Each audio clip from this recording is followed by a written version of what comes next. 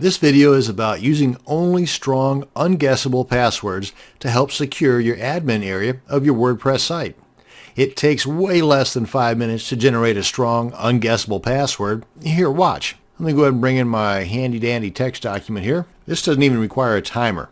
A couple of letters, a couple of capital letters, a few numbers, some special characters, and a minimum of 8 to 12 characters. 1, 2, 3, 4, 5, 6, 7, 8, 9, 10, 11, 12, 13, and we are good as gold. We've got 13 characters using both upper and lowercase letters, some numbers and some special characters in there, and you put this into any password strength indicator and it's going to rank perfectly.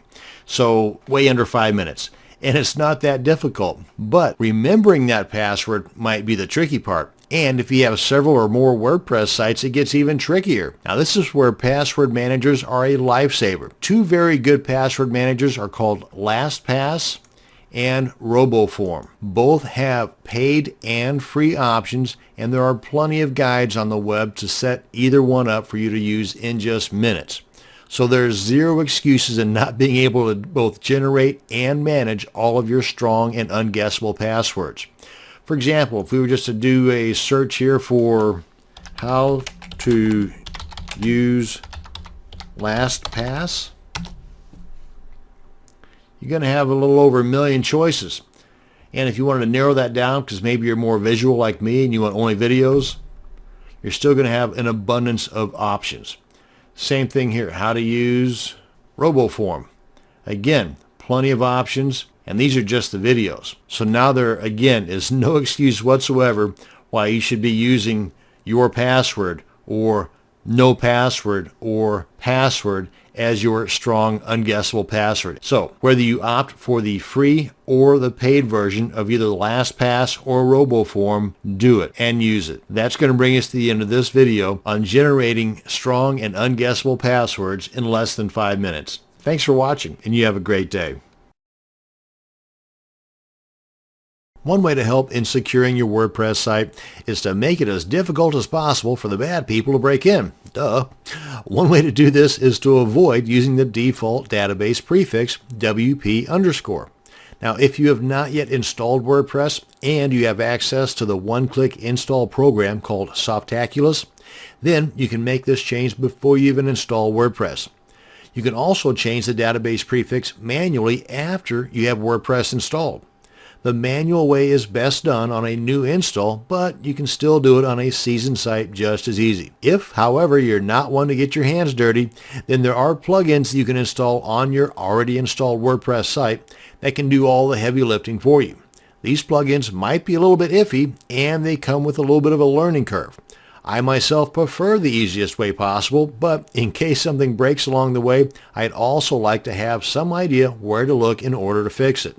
So this video is going to show you how to manually edit your database prefix in less than 5 minutes. However you decide to alter your database prefix, you want to have a fresh, full backup of both your files and database before doing this.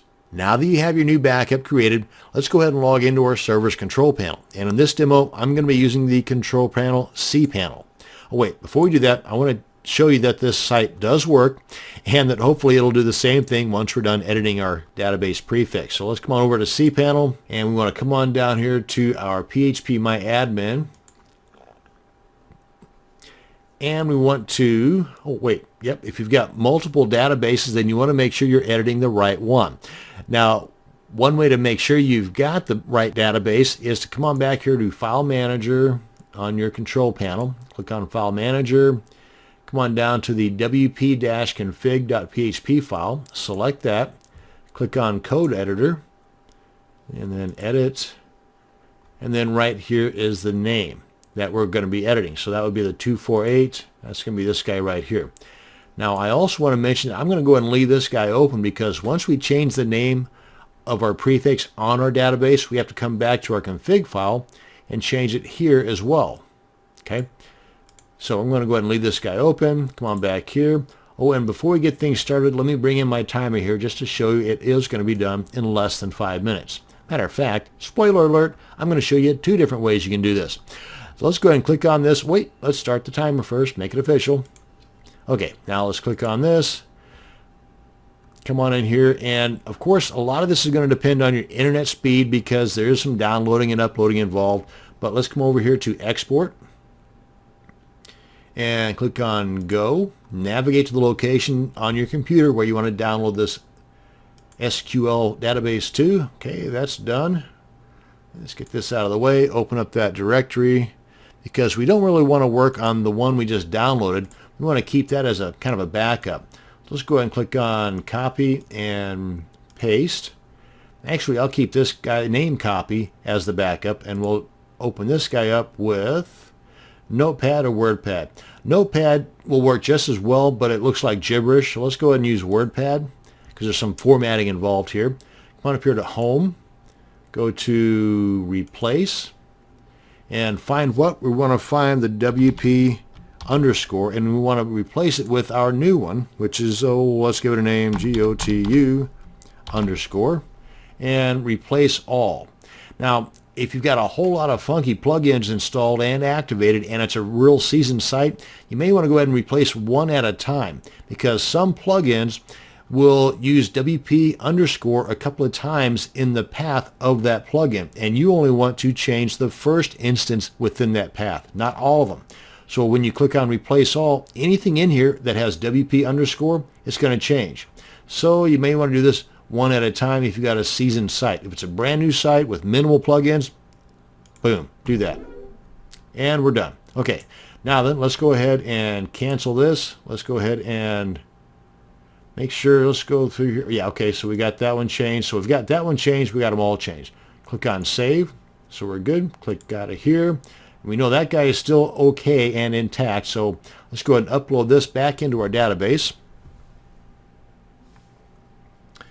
Get this out of the way. Come on back up here. And let's go ahead and select all of these guys here. Let's clean out our database right now because these are all still the WP underscores. And with all those selected, we want to drop them. Get them out of here. Click on yes. And they're gone. Now we want to come up here to import. Choose file. That's the guy right there. Come on down here, click on go. And we're good. Click on refresh just to make sure. Come on back here to our wp-config file. Change that to GOTU underscore. Come up here and click on save. And that should be good. And come over here to our blog and refresh. And if it's not broke, then it's going to work. Cool. And we've got, what, 3 minutes? Okay, so we're good to go. Now, another way to do this, since I've got a little bit of time left, if you come on back over here, come on back up here, we can select all of these files, or tables rather. Come over here to with selected, replace table prefix. Click on that. And right here, go from GOTU underscore to WP underscore, or whatever you want, WPT underscore. Click on submit. And there you are. Refresh. Come on back here. What is that? WPT underscore. Click on save.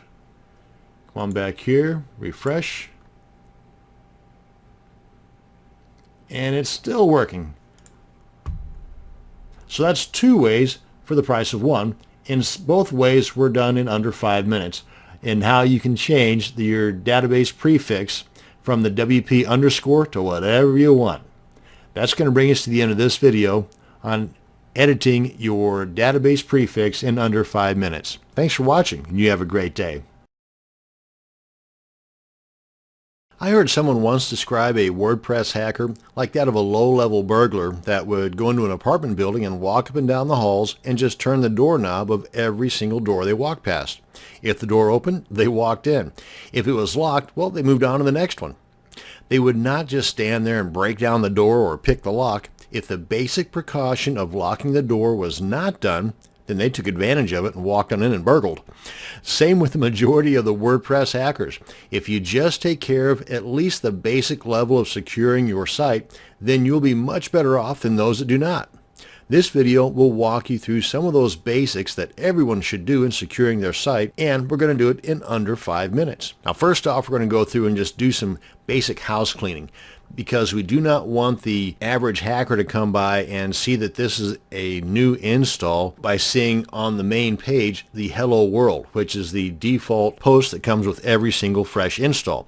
Because if they see this, they might go into thinking that there are certain vulnerabilities that you have not yet taken care of. So we want to first go through and get rid of the default post, the default page, anything else in there that might need to be basically cleaned up. So let's go ahead and log into the dashboard area, and I've already done that here. You can do that by putting your URL /wp-admin or wp-login.php. And if you have not logged in recently, then you get a little pop-up box here that requires you to put your username and password in there, and then you'll end up on this page here. Now, right down here, by the way, you can see that we are on version 3.5.1. That'll come in handy here in a second, so just kind of make a mental note of that. So first off, we want to go into Post and Pages. Wait a minute. Before we do that, let's bring in my timer here so I know that this is going to be done in less than 5 minutes. There we go. Let's go ahead and click this guy, get him started. And by the way, a little hint, if you go into Users and click on Add New and create a new administrator account, then delete the default admin username administrator account, then that will automatically delete all of the associated posts and pages that were assigned to that original admin. That is, of course, if you don't reassociate them with the new one. That said, let's go on into Post, go to All Posts, and really you shouldn't have admin as your username anyway. That's a major no-no. And let's go ahead and get rid of the Hello World, trash that one. Come on into Pages, get rid of the sample page, that's the default guy there, trash that one.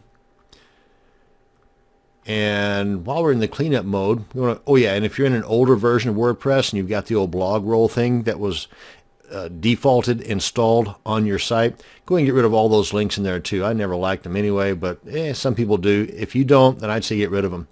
Come on into plugins and the themes and make sure that you've got all your most recent updates done. And you do that by coming up here to the dashboard, going to Updates. This will show you all of them, not just the plugins. So if you got themes that need updated, you can take care of that too.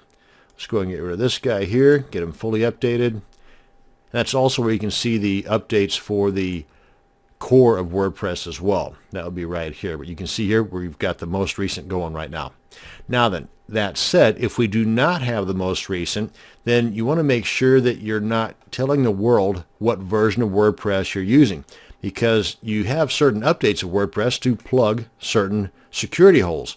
And if a hacker sees that you're using 2.9 or 3.2 and they know of a potential security measure there that they can take advantage of, then they're going to. So you want to make sure that if you're not using the most recent version, which you should be, but maybe you got a client that swears by version 3.2 or whatever, you want to hide that version from being shown to the world. Let me show you what I'm talking about.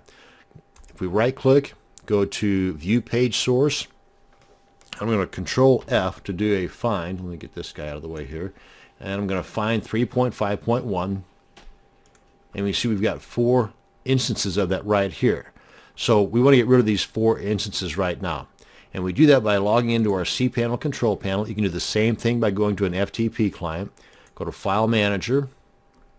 Oh, and by the way, while I'm in File Manager, there's a couple of files in here we can get rid of too.